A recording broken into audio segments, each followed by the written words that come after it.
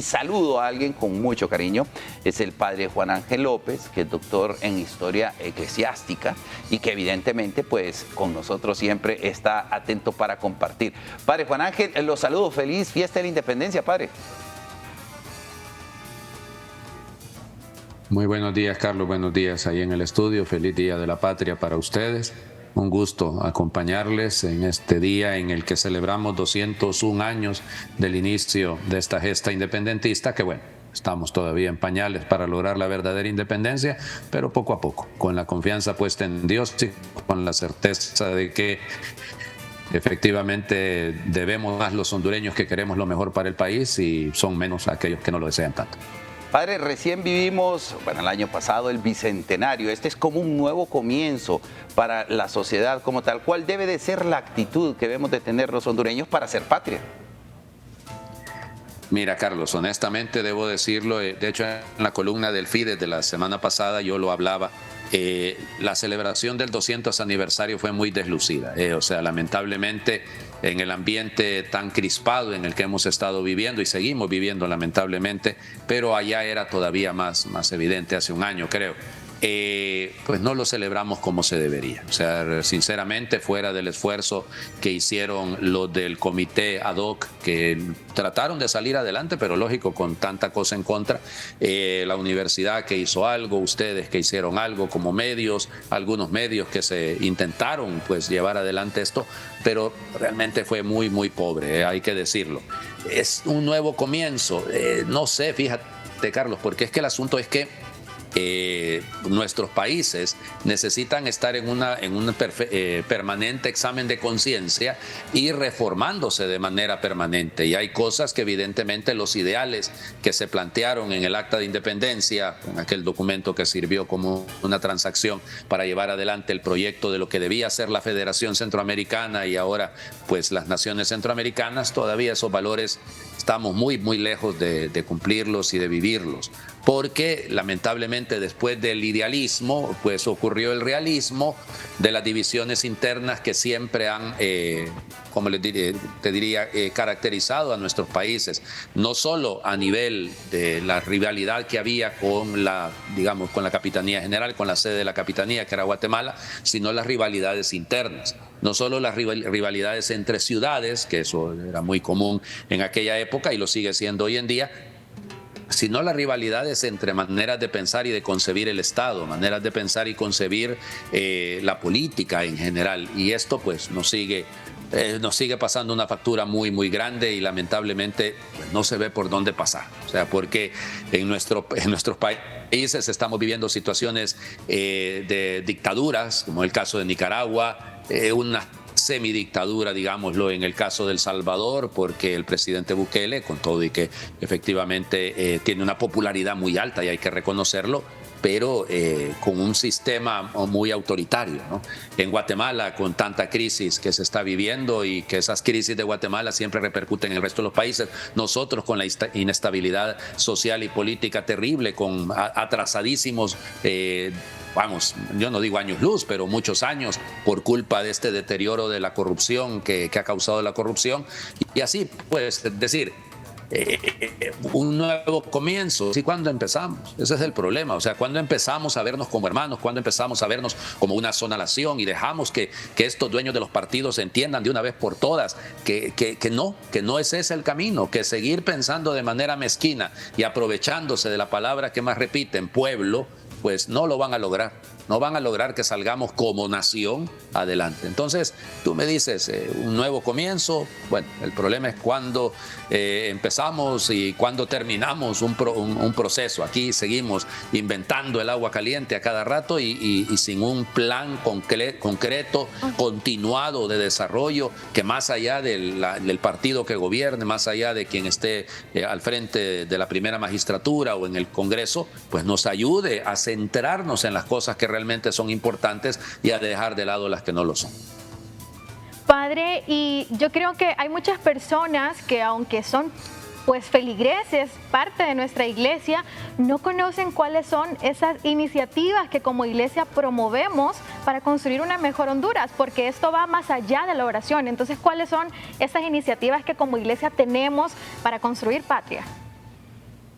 Sencillamente cumplir con lo que pide la doctrina social de la Iglesia. Los pilares de la doctrina social de la Iglesia nos ayudan claramente a entender cómo se construye una nación. No porque la doctrina social no es una ideología, evidentemente, no es una tercera vía, como algunas veces se ha planteado. No, la doctrina social de la Iglesia es sencillamente, digámoslo, la síntesis de la experiencia de 21 siglos de la Iglesia en relación con la sociedad. Entonces, sencillamente, mientras se construya sobre los 4 pilares de la doctrina social de la Iglesia, la dignidad de la persona humana, la búsqueda del bien común, la solidaridad y la subsidiariedad, ahí tendremos todo. Es decir, con esos principios perfectamente se construye una nación. Si ponemos en primer lugar a la persona humana, no a su inclinación sexual, no a sus preferencias de orden sexual, no, eso es ideología de género, eso es una ridiculez, no. Es decir, la persona en su totalidad, con todo lo que implica la persona. Cuando ponemos la búsqueda del bien común, no del bien de mi partido o de mi grupito o de mi familia, no, el bien común, el bien de todos.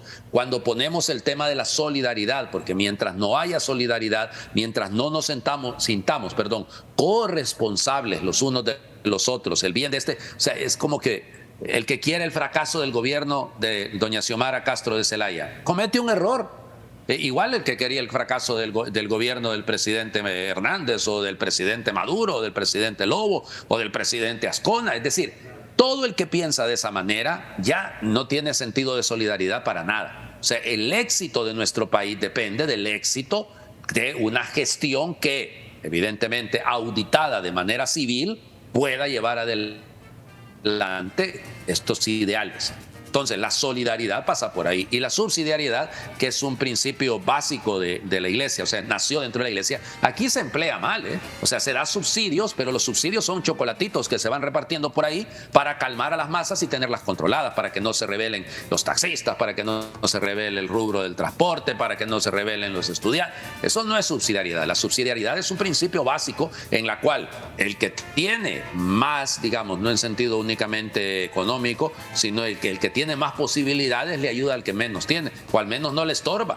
Por ejemplo, una subsidiariedad básica que tendría que haber en Honduras es la promoción de los microempresarios, la promoción de la mediana empresa, es decir, de aquellos emprendedores, y que no les pongan tanta traba. Eso es un principio básico. Entonces, ¿qué es lo que se necesita? Es decir, en el caso nuestro, tú dices que hay feligreses que están en el gobierno o estarán a saber en algunos órganos de poder, yo no sé cómo llamarle. Sí, pero creo que ignoran completamente. Bueno, y el otro punto es que muchas veces, llegados al puesto que tienen, se les olvida la ética y entonces siguen una línea de partido. Y siguen una línea, y esto no estoy hablando de ahorita, estoy hablando de eso de siempre, ese es el eterno problema en Honduras, ¿no? Es no perder de vista los principios fundamentales de la ética, los principios fundamentales de el pensar en función de, yo soy funcionario público, debo funcionar en favor del público, no en favor mío, no en mi propio provecho o queriendo quedar bien con el que está a la cabeza. No, por eso cuando hay corresponsabilidad, cuando hay sentido, insisto, de solidaridad, entonces aparece este valor supremo que debe ser el de la ética y el respeto de los principios y de las leyes que rigen el país. Mientras eso no ocurra, pues seguiremos en lo mismo, ¿no? Y además, otro factor que es importante, ¿no? ¿Cuántas personas estando en el gobierno, insisto, o cualquiera, dicen ser creyentes, pero a la hora de las verdades no lo son tanto, porque se plegan fácilmente a un proyecto que no es el que les dicta la conciencia? Y es comprensible hasta cierto punto porque están respondiendo a una invitación a participar de una realidad que es, digamos, que es más englobante. Pero no por eso uno debe perder y vender el alma. O sea, es decir, debe ser uno consciente de los principios, no se negocian. Y ojalá los que están al frente, insisto, en la cúpula, lo entiendan, porque mucho ayuda el que poco estorba y mucho ayuda el que tiene la madurez de aceptar diferencias. Yo lo dijimos desde noviembre, cuando ganaba la presidenta Castro de Zelaya, lo dijimos con toda claridad aquí en estos mismos espacios. Lo que necesita sobre todo ella es escuchar voces de peleas. Aquí se ha hecho un debate eterno, ¿no? Y en las redes sociales sobre los que dicen ser apolíticos. Y entonces empiezan con un montón de tonteritas ahí que honestamente son distractivos. Vamos, ¿es posible ser apolítico? En sentido absoluto, imposible.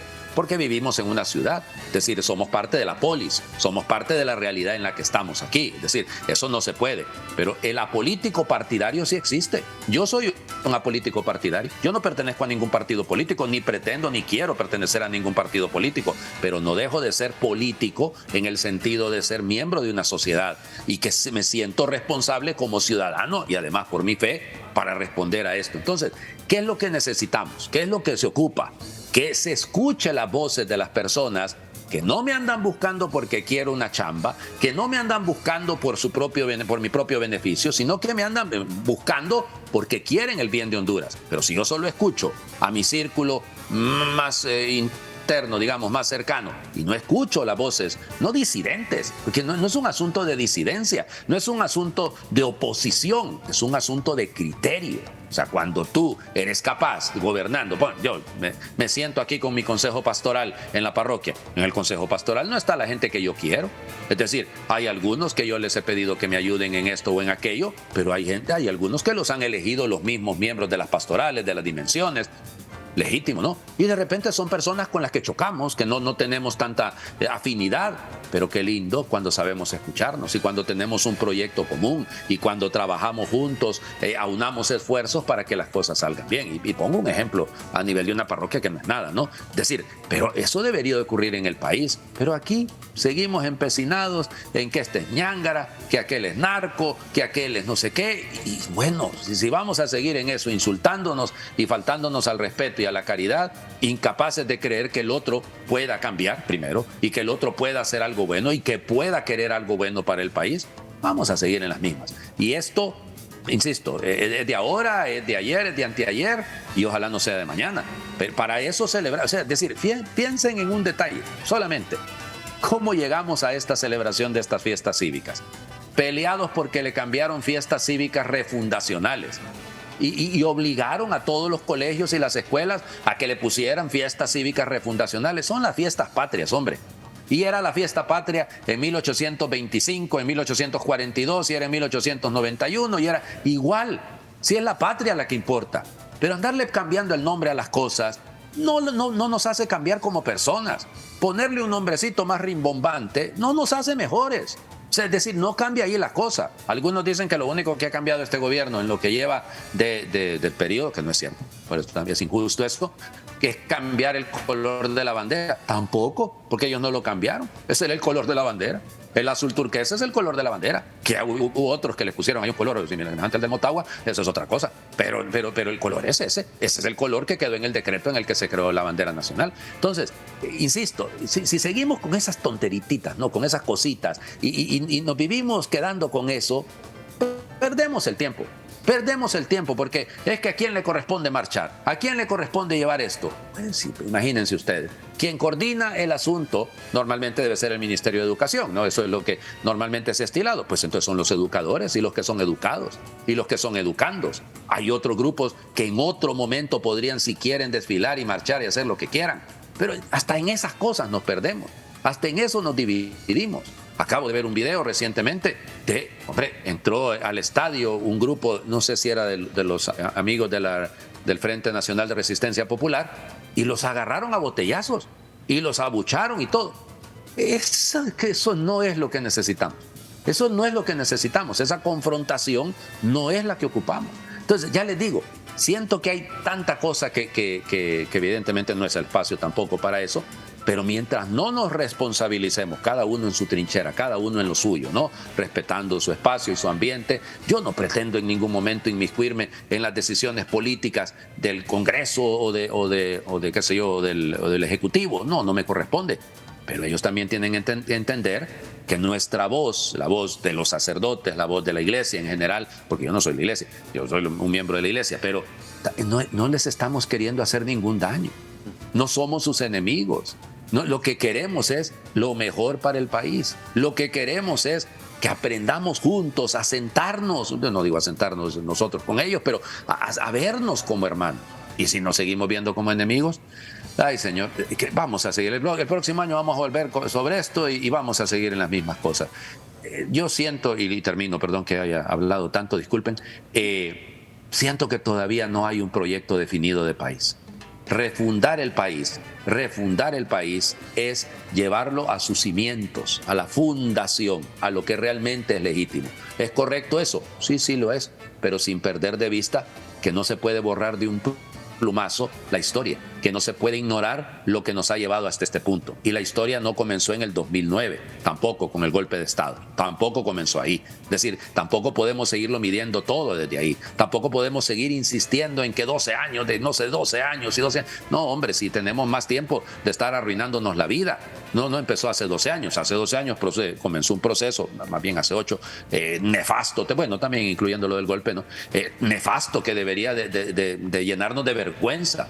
Sí, pero fue la incapacidad de los que gobernaban en aquel momento de entrar en diálogo y de cumplir la ley. Es decir, y eso nos va a seguir afectando, Allá fue un golpe de Estado, ahora van a hacer a saber qué otras cosas. Y ay, sí, es que ya piden que el ejército intervenga, que ya piden, ay, señor, ¿cuándo vamos a llegar a un punto, insisto, en el que comprendamos la responsabilidad del que gobierna y que lo haga desde la transparencia, desde la ética, desde la lucha frontal, no ahí amañadita y todo, contra la corrupción? Porque lo que más daño nos ha hecho en 201 años de historia es la corrupción. Honduras no es un país pobre, Honduras es un país empobrecido, no es un país sencillamente que no tiene los recursos, lo que pasa es que no se han sabido utilizar de la manera correcta. ¿Y por qué? Porque no hay solidaridad, porque no hay subsidiariedad y porque no hay búsqueda del bien común. Justamente a eso iba mi pregunta dirigida, padre. La corrupción en historia, ¿cuánto daño nos ha hecho? Y hay casos emblemáticos, por supuesto, de corrupción. Imagínate tú, empieza por el Ferrocarril Nacional. Empieza por todo lo que, imagínate tú, lo que tendríamos si se hubiera el proyecto de Skier, que era el que llevó adelante esto, si hubiese cumplido. Imagínate tú, si en Honduras empezamos porque no podemos ni comunicarnos, ¿no? O sea, es decir, hasta esas dificultades tenemos. Imagínate tú, el Ferrocarril Nacional, el empréstito del Ferrocarril Nacional lo terminó pagando el que le quitaron el nombre al estadio, ¿ya? Don Tiburcio Carías Andino. Y hasta eso, fíjate, le quitas el nombre a una calle. ¿Qué logras con eso si la calle no la hiciste tú? Es decir, yo puedo tener el poder, pero eso no me hace nada. Entonces, la corrupción está de varias maneras, Carlos, y ha estado desde siempre. Está desde el momento en el que colocan a alguien en un puesto de gobierno que no le corresponde, que no tiene la competencia para ello. Pero es que nos ayudó durante la campaña. Es que fue de los primeros que salió a quemar una llanta. Es que fue de los primeros que salió allá a defendernos. Pero no tiene las competencias para eso. Y eso es parte del asunto. Ahí hay corrupción también. Hay corrupción desde el momento en el que tú no quieres pagar impuestos. Hay corrupción desde el momento en el que tú estás buscando a ver cómo consigues una palanquita por acá, otra por allá, para lograr... Hay corrupción. O sea, la corrupción es histórica. La corrupción tiene... Mira, piensa tú, o sea, el anillo periférico aquí en Tegucigalpa. Okay. Sí, el Trans 450... Ya el alcalde dijo que ya no se va a proseguir con ese proyecto, pero ¿cuántos millones y cuánto dolor de cabeza nos ha creado ese trance en Tegucigalpa? ¿Cuánto? ¿Ya? Y no es aquí asunto de, no es que la culpa la tiene aquel, es que la culpa la tiene aquel. Deduzcan responsabilidad quien la tiene, sea del color que sea y de la situación que sea. Pero tú todo lo que sufres viniendo de allá de tu casa todos los días, cuando vienes de la carretera del sur a trabajar. O sea, óyeme, cuando te toca en 2 horas hacer 2 kilómetros, 3 kilómetros, por Dios, hombre. Ay, ¿qué es lo que pasó? Se robaron ese dinero también. Es decir, estas cosas tienen que pararse. Y no es un asunto de condonar y andar perdonando a mis amiguitos porque se robaron un dinerito. No es un asunto de persecución política, es un asunto de justicia. Porque detrás de todos esos actos de corrupción ha habido gente que ha muerto. Si no piensa en todo lo que pasó en el Seguro Social, para decir algunas cosas cercanas, pero ahí se pavonean como que sin nada los que fueron responsables de esta situación. Entonces, mientras en el país no haya conciencia y responsabilidad y se deduzca la responsabilidad a quienes han cometido esos delitos, vamos a seguir en lo mismo. Se necesita adecentar la justicia, se necesita adecentar todo el sistema judicial, porque sin eso no vamos a salir adelante. Pero ojalá que los tambores que suenan no nos lleven a una nueva guerra, no nos lleven a una nueva ¿cómo te diría?, a seguir avalando la corrupción, solamente que de otro color. Así es. Bien, padre, también ya para cerrar, porque sabemos que usted tiene muchas ocupaciones, ¿los horarios de misa son normales en la parroquia, padre? Sí, ya celebramos la misa de temprano y nos faltan 3 por los sectores, ¿verdad? Claro. Faltan una misa en cada una y ya, pues, o sea, tocará hacer, evidentemente ahí tenemos 3 horas santas también porque es jueves, o sea, no, claro, jueves, únicamente, pero aunque no hubiera sido jueves, las haríamos pensando en función de orar por nuestra patria. Es decir, hoy fue bien simpático en la mañana porque después de la misa le digo a la gente, vamos a cantar el himno nacional, porque a ver si se lo saben, les dije yo bromeando, ¿no? Pero no, y cantaron a todo pulmón ahí el himno, o sea, y bien cantado y bien entonado y con el ritmo que corresponde de acuerdo a lo que está en la partitura, ¿verdad? Porque hasta, imagínate tú, hasta eso sí es un relajo. Ponen un video me acuerdo que me lo mandaron a mí, ¿verdad? El videíto en el que ahí en el Monumento a la Paz hicieron la izada de la bandera y entonces se escucha, ay, hasta cambiaron el himno. Por Dios, hombre, un poquitito de oído musical y uno entiende que el ángulo desde donde estaban tomando el video era el ángulo donde sonaba más una tuba o sonaba más otra cosa, pero el himno no lo cambiaron en absolutamente nada. Pero de eso hacer un revuelo, que estos están cambiando, por Dios. Fíjense, en lo que perdemos el tiempo, en la falta de sensibilidad, de sentido de respeto los unos por los otros. Entonces, por hacerle daño a los de aquel partido que está ahorita en el poder o por hacerle daño a los otros, nos inventamos cosas verdaderamente olímpicas. ¿Cuántas veces ha recibido ustedes dos en estos días algún folletito de proyectos de refundación, de qué sé yo, de una constituyente y de no sé otro montón de cosas? Y eso circula y circula. Y como el problema no es las fake news, a mí no me duele tanto las fake news, sino la posverdad. O sea, después de la fake news, después de la noticia falsa, terminan, entonces, como no se comprobó si era cierta, pero no importa, ya todos los comentarios, así algunos digan, oigan, ya se fijaron la página que está diciendo eso, esa es una parodia, esa no es la página del padre Juan Ángel, esa no es la página de Suyapa Medios, esa es una parodia, están bromeando, pero la gente se la cree, y entonces al creérselo la gente, aquello se sigue extendiendo, y lo que era una olímpica mentira, termina volviéndose una causa de más odio, de más división. Eso tiene que terminar. Esos call centers, esos grupitos, esos bots que se dedican a estar llenando las redes de cochinadas y de puercadas, pues venidas de cualquiera de los lados del espectro, de los dos pasillos que hay, digamos, de los extremos del pasillo, eso nos está haciendo mucho daño. Porque la gente está creyendo cosas que pone alguien por allá, que detrás de una computadora y liderado por un cabeza caliente o una cabeza caliente, hacen muchísimo daño. Hasta en eso hay falta de ética, en eso hay corrupción. Es momento de actuar, padre. Muchísimas gracias por su mensaje, por también de repente abordar un poco la problemática que vivimos como país, que más allá de verlo como una problemática también es un llamado a la acción para que como catrachos sigamos construyendo pues una mejor Honduras. Entonces, padre, para ir concluyendo, un llamado a la acción que yo sé que lo hemos hecho innumerables veces como iglesia a través de diferentes comunicados, pero no está de más hoy en este día especial invitar a todos los hondureños para que sigan construyendo desde los pilares que usted nos mencionaba, que tenemos como iglesia. Aquí lo que hay que pedir fundamentalmente es no perder la esperanza, no dejar que nos roben la esperanza. ¿Confiamos en que Honduras puede ser mejor? Sí. ¿No está fácil? No. Pero no podemos dejar de hacer el bien. Ese es el gran problema. Porque el día en el que los que hacen el mal, estos egoístas, estos mezquinos, que pueden detrás de un micrófono decir lo que se les ronque, aunque no lo crean, aunque no lo vivan, y digan cualquier discursito romantiquito que haya por ahí. Pero lo que necesitamos es que a pesar de eso no caigamos, no nos dejemos arrastrar a su campo. No permitamos que nos envuelvan en la bandera de este partido o en la bandera de aquel otro, o nos envuelvan en una ideología o nos pretendan reducir a esas luchas intestinas que no nos sirven para nada. Tenemos que amarrarnos bien los pantalones todos y sobre todo los que tenemos fe, no dejarnos robar la esperanza y no permitir que pase lo que pase, dejemos de hacer el bien, dejemos de procurar hacer lo que es correcto, dejemos de procurar hacer aquello que es digno y que nos va a permitir dormir con la conciencia tranquila cada noche. Ahí está la clave. En el lugar donde estamos, en la situación en la que estamos, pues yo no puedo cambiar el país para nada, pero puedo cambiarme a mí mismo.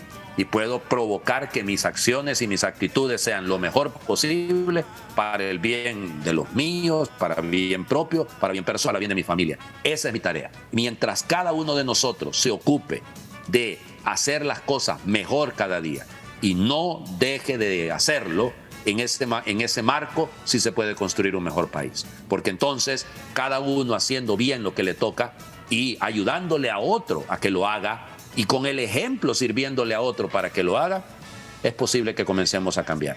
Si estamos esperando que cambien los de arriba, mejor sentémonos, porque eso no va a ocurrir.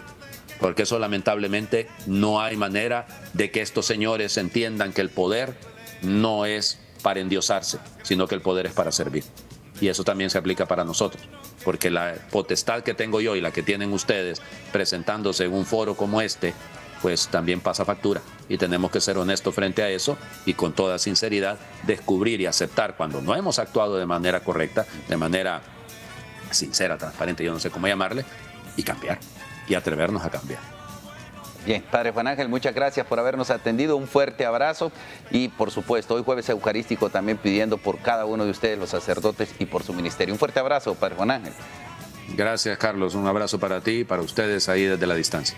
Bien, agradecemos al Padre Juan Ángel López. Qué buena, realmente, qué buena radiografía la que hemos hecho. Increíble. Y esos llamados puntuales también que nos hace la Iglesia, desde la doctrina social de la Iglesia y el compromiso que debemos de tener, Keila. Carlos, y hay una palabra que ha sido remarcada desde la mañana con el mensaje de su eminencia: esperanza. No perder la esperanza. El Padre Juan Ángel lo mencionó en su mensaje, su eminencia lo mencionó en su mensaje. No es una casualidad, es una diosidencia, es un llamado más que a la mente, al corazón, Carlos. Sí. Porque es que realmente desde ahí comienza el cambio. Sí, la responsabilidad también que tenemos como ciudadanos. Ya no solo podemos estar lanzando piedras al techo del vecino. Recordemos que todos tenemos techo de cristal y por ende debemos de actuar de manera correcta. Así es. Y ese llamado me encanta, ese llamado, actuemos bien, ir a dormir con la conciencia tranquila. Me quedo con eso, Keila, realmente, No o sea, dejar de digo, hacer dentro de bien. todo lo fantástico. Sí, no dejar de hacer el bien. Y eso implica, Carlos, depositar la basura en su lugar. Con cosas sencillas. Cosas sencillas, cuidado de la casa común, el cuidado de las personas que me rodean, no solamente de mi familia, sino de mis vecinos. De repente a veces hay una necesidad ahí latente y somos indiferentes, Carlos. Y desde ahí ya no estamos construyendo patria. Así que esa es una invitación para usted que nos escucha y que nos ve a través de las diferentes plataformas de Ciudad Pa' Medios, para que construyamos patria, y lo he dicho desde la mañana, desde la trinchera, desde ese lugarcito que aunque parece insignificante, Carlos, o sea, si sumamos todos esos actos pequeñitos, construimos una gran patria. Hasta desde las condiciones que estemos. Así es. Pues porque hay que ser honestos, no todos estamos en las mismas condiciones, pero hay personas que le están pasando muy, muy difícil. Peor que nosotros. Pero son personas que tienen esas palabras claves que el Papa Francisco nos recalcó, o nos ha recalcado siempre. Con permiso, gracias, por favor. ¿Cuánta falta nos hace? Con eso ya generamos un cambio. Pero ¿sabe cuál es el problema de nuestra sociedad? Que entre más diplomas o títulos pueda tener pegado en la pared, más importante lo hace. Así es. Olvidándose de la dignidad humana. Y en términos sencillos, bueno, yo que he trabajado mucho con niños, les decimos, esas son las palabras mágicas. Sí. Nos olvidamos de las palabras mágicas que nos enseñaron de pequeñitos y que nos ayudan también a crear esos lazos de hermandad, pues con todos los que nos rodean. Así es, por supuesto. Así que por favor, desde ahí vamos a generar un cambio. Si nosotros seguimos viendo con indiferencia el problema del hermano, no estamos haciendo patria y vamos a retroceder. Empecemos entonces. Oye, buen día para empezar. Cambiemos de actitud y seguramente, hombre, no lo vamos a tener mañana, pasado mañana, como le decía el Padre Juan Ángel, pero vamos a ir cambiando nuestra sociedad. Si le vamos desde niños, mostrando lo riquísimo que tenemos en nuestra cultura, en todos los sentidos, les aseguro que vamos a tener un mejor país, ese país que todos anhelamos. Y por supuesto, el llamado a las autoridades actuales tienen una oportunidad en sus manos valiosa para marcar o escribir en el libro de la historia de nuestro país un muy buen capítulo. Pero si seguimos con los vicios del pasado, el siguiente año seguramente vamos a estar conversando de lo mismo. Y superar el pasado también, sí, Carlos. Sí, que si bien forma parte de nuestra historia, claro, sin duda alguna, pero ya superarlo, ¿verdad? Comenzar a tomar acción. Acción. Eso es lo que necesitamos los hondureños. Qué bueno que podemos compartir. Me he quedado realmente con las palabras del padre Juan Ángel, me he quedado hasta con más ganas de café. Pero vamos a separar un momento, vamos a la pausa, por favor, quédense con nosotros. Esto es Alegre la Mañana, que nos habla de Dios en este especial, donde estamos celebrando el 201 años de independencia patria. Ya volvemos.